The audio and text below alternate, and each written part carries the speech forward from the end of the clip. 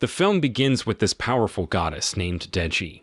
She's up to no good, trying to create these 9 rivers that could wreck the human world. But guess what?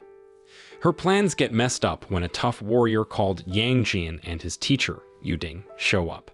They're here to stop her and save humanity. Now there's a big showdown between them. Yang Jian isn't as strong as Deji, who's like a goddess and all. Yuding realizes they're getting overwhelmed, so he tells Yang Jian to break the 9 rivers formation while he takes on Deji. Soon after, Yang Jian goes for it, but then Deji pulls off a fiery spell to stop him. It looks like he's gonna get knocked down by the fire, but he hears his teacher asking for help from within the flames. Afterward, Yang Jian tries to escape, but it's tough. He keeps bouncing around and falling, unable to get out of that fiery mess. Then, after that crazy instant, Yang Jian wakes up in a room all of a sudden. When he steps out, he notices a bunch of folks from the town gathered up. They're doing some kind of ceremony for a goddess. While this is happening, a group of guys shows up with a stretcher, which they'll use to carry the stuff people are giving as offerings. Now there's this girl named Chan Yu, who's supposed to be an offering for a god, but her brother, Neza, steps in and stops it. He's not cool with how the locals are always sacrificing people because they worship a goddess. He gets fed up and starts attacking the goddess's followers. And you won't believe it, but that stretcher those guys were carrying suddenly turns into a huge, scary monster, freaking everyone out. In the middle of all the craziness, Chan Yu is trying to shield a little kid from the monster's attack. At that time, Yang Jian sees all this and jumps into action. He fights the monster, using some power that comes from a necklace he's wearing. After a big battle, he finally manages to defeat the monster and save the day. Then, after all the craziness settled down, the big shot of the tribe, Zhang Ziya and Neza's dad, they both walk up to Yang Jian and Chan Yu, the ones who survived that monster attack. Back then, Ziya got really mad at his son for messing with the goddess and causing trouble in their area. Meanwhile, this person named Zhang Qi, who's like Ziya's right-hand guy, spots the necklace Yang Jian is wearing. Then he quickly tells Ziya about it, and when Ziya sees the necklace, she recognizes the symbol on it. Shortly after, she invites Yang Jian over to her place. Meanwhile, at Ziya's house, she explains that the symbol on Yang Jian's necklace is kinda like a sign from an old story. The story goes that a god from the sky will come and rescue the people from their tough times. There, Ziya believes in this story and thinks Yang Jian might be that god from the tale. So, she gets down on her knees and asks him for help to save her suffering folks. But guess what? Yang Jian isn't some sky god. He's just a regular human, and he's in the area for different reasons.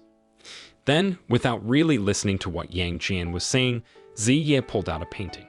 This painting showed a goddess that the folks in the area usually worship. And get this, when Yang Jian looked at it, he saw a painting of Deji, the one who wants to wreck the human world. Finally, Yang Jian put 2 and 2 together. He realized all those people who were getting sacrificed for Deji were being used as fuel for those 9 rivers she's trying to create. So he decides he's gonna help Ziya take down Deji. But there's a catch. Regular weapons won't work on a goddess. They need some divine weapon. Shortly after, Yang Jian spills the beans about how to get that weapon. He's got to take on a challenge at this place called the Lightning Wind Pagoda in a land called Jindio. And guess what? Chen Yu wants in on this action. She's got some special eyesight that'll make finding the pagoda easier. So Yang Jian says, okay. Then, while they were on their way to the Lightning Wind Pagoda, Yang Jian suddenly aimed his spear at a tree. Surprise, Neza, who had been secretly following them and hiding behind the tree, finally came out. So Chen Yu asks him what he's doing there in the woods. He comes up with a fib, saying he just happened to pass through the forest. Then, after that little incident, Nija joins Yang Jian and Chan Yu on their trip to the pagoda. After a pretty long journey, the 3 of them finally get to the land of Jindio, but no pagoda in sight. So they decide to keep moving forward. And when it gets dark, they come across an old lady by a river who's making lanterns.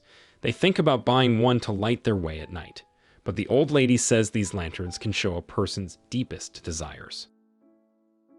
However, Neja doesn't buy it though. He decides to test it out and looks into a lantern. Crazy thing is, he sees his dad passing on the tribe chief role to him. At that time, Chan Yu gets curious and gives it a shot too. She ends up seeing Yang Jian in her lantern, but she's too shy to spill the beans. Meanwhile, Yang Jian looks into one of the lanterns as well, but he shakes his head, thinking the lanterns are just showing nothing important. Then, after getting that lantern, the gang kept on moving until they reached this pretty big inn. They walked in and saw a bunch of other adventurers who were also hunting for the Lightning Wind Pagoda, just taking a break there. At that time, they thought, why not rest a bit too? Soon after, Neja waved down a maid, a really good-looking one, and she came over to help them out. But the maid seemed kinda interested in Yang Jian, like trying to flirt with him or something. Seeing that totally bugged Chan Yu because she was feeling jealous of the maid's attention to Yang Jian. And when the maid handed Yang Jian a glass of wine, Neja, who was totally smitten by her looks, asked for some wine too. But Yang Jian, he caught on that everything in the inn was just some illusion caused by the adventurers' repetitive actions ever since they got there. So he turned down the wine. He got an idea and asked Chan Yu to use her special sight to see what the maid really looked like. And guess what? Just as he suspected, that beautiful maid was actually a mouthless demon. With the jig up, the demon spilled the beans about the real state of the inn, and then went all out against Yang Jian. This demon was strong and kept throwing attacks that had Yang Jian struggling, but Chan Yu, she saw what was going on and stepped in to help. Using her special sight, she figured out the demon's weak points and came to Yang Jian's rescue. Pretty soon after, Chan Yu spilled the beans that the demon's weakness was in the hairpin it was wearing, and when she was about to grab it when the demon attacked her. Like lightning, Yang Jian swooped in and saved her. At the same time, Neji saw his chance and grabbed that hairpin, taking down the demon. Meanwhile, while Yang Jian was busy protecting Chan Yu, he noticed a red dot appearing above her eyes. This triggered his memory about something his teacher had said regarding a sun sign that would show up. With those words in his mind, Yang Jian tried to calm down by practicing his martial arts. A little while later, Chan Yu came up to Yang Jian, saying thanks and giving him a bamboo wish. She wanted all of Yang Jian's dreams to come true, but he turned down her gift, explaining that he's set on becoming a god and putting aside human desires so he can beat Deji. This left Chan Yu looking sad, knowing they couldn't be together. The morning after, Yang Jian and the crew kept moving until they finally got to the Lightning Wind Pagoda. When they walked into the first floor, they bumped into a dwarf, and out of the blue, this dwarf turned the room into a bamboo forest. Then the dwarf told them they had to play a game to move on to the next floor. In this game, they had to grab a sword from the dwarf's back, but if they got caught, they'd turn into stone. As the game got going, Yang Jian and Neja teamed up to get that sword. Meanwhile, Chan Yu just hung back, watching them play. With some great teamwork, they managed to grab the sword and open the portal to the next floor. But surprise! Just when they were about to step into the portal, the dwarf broke his word and came after them. Soon after, Neja stepped up and sacrificed himself, turning both him and the dwarf into stone. Reluctantly, Yang Jian and Chan Yu went on to the next floor without Neja. On the second floor of the pagoda, they walked into a room full of mirrors and met a witch guarding the floor. This witch had a challenge for them that they had to paint her true form. If they nailed it, they'd move to the next floor. But if they messed up, they'd be stuck in the mirrors forever. Before they started painting, Yang Jian asked Chan Yu to use her special sight to check out the witch's true form, and then they got down to painting. Once their painting was done, the witch was pretty surprised. She saw that they painted themselves, which was quite clever, since her real form was a mirror. So, after successfully tackling the challenge on the second floor of the pagoda, things got a bit crazy.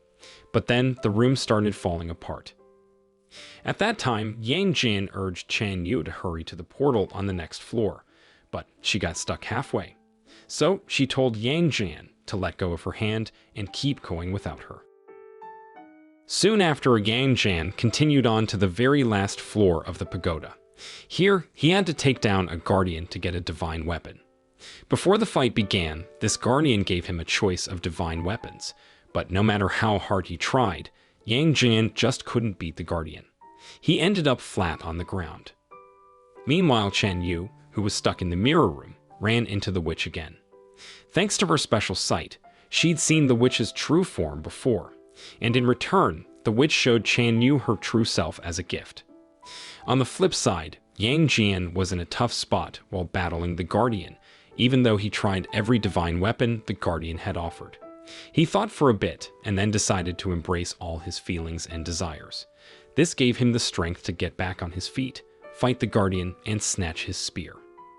With newfound confidence, Yang Jian finally defeated the guardian, transforming his spear into a divine weapon. Not long after Yang Jian obtained the divine weapon, Chen Yu suddenly showed up with a fresh power. It was the ability to use yin and yang mirrors. Meanwhile, Neza, who everyone thought had turned to stone, also joined the gang, carrying the whip sword he'd taken from the dwarf. Then, as they regrouped, the lightning wind pagoda began crumbling.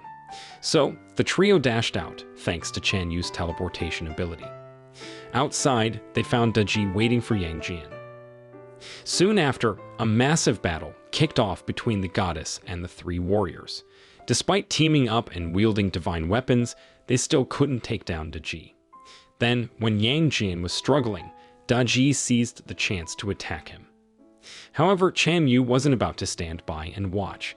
She rushed to block Deji's strike, but unfortunately, she couldn't hold up against the goddess' attack and ended up severely hurt. On a different note, Neza, seeing Chen Yu hurt, got really mad and attacked Deji with his whip sword. Meanwhile, Chen Yu passed away and revealed her true form, a fire spirit, before taking her last breath in Yang Jian's arms. At the same time, Neija couldn't keep fighting against Deji either.